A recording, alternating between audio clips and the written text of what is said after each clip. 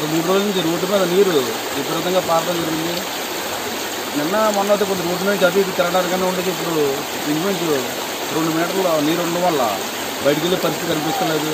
ఊళ్ళో కూడా ఇళ్ళలో కూడా నీరు వచ్చేసింది. బయటికి వెళ్ళి పటాపురం వెళ్ళి నిత్యావసర వస్తువులు తెచ్చుకునే పరిస్థితి కూడా లేదు. ఎంఆర్ఓ గారు వచ్చి ఏదో చెప్పేసి వెళ్ళిపోయారు తప్ప దీని మీద సరైన యాక్షన్ తీసుకోలేదు. నీరు ఎంత ఉంటుందని కూడా లేక పేరుకే 16,500 అన్నారు తప్ప అనాధికారికి 23,000 ఫీజుకి వదిలేరని చెప్తున్నారు. దీని మీద తక్షణమే చర్య తీసుకుని ఎంఆర్ఓ గారు ఆర్డీఓ గారు ఈ వాటర్ తగ్గించి మమ్మల్ని అందరినీ ఈ ముగ్గు నుంచి కాపాడాలని కోరుతున్నాం. స్టార్ట్ అయ్యి వాళ్ళకి 3వ రోజు అండి. ఈ పొలాలన్నీ మునిగిపోయాయి. ఇంతకుముందు అయితే ఇంత నీరు వచ్చినా ఏరంటే పోయింది.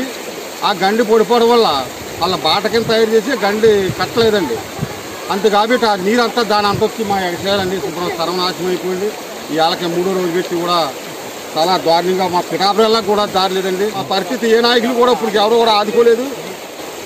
ముందు నెలలో 13వ తారీఖుని ఓసారి వచ్చిందండి. 2 రోజులు 3 రోజులు ఉండి పోయింది. అప్పటి నుంచి మళ్ళీ ఈ వ్యవసాయాలకి బోలు పెట్టుబడి అది గులుకులు అయ్యి పిండి అన్నీ వేసి లైన్ చేసాం.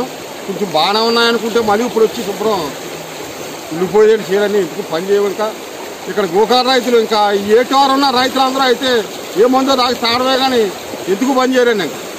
నేనే ఒక 5 ఎకరాలు భూమి చేస్తాను. 30,50,000 రూపాయలు పెట్టుబడి పెట్టానండి.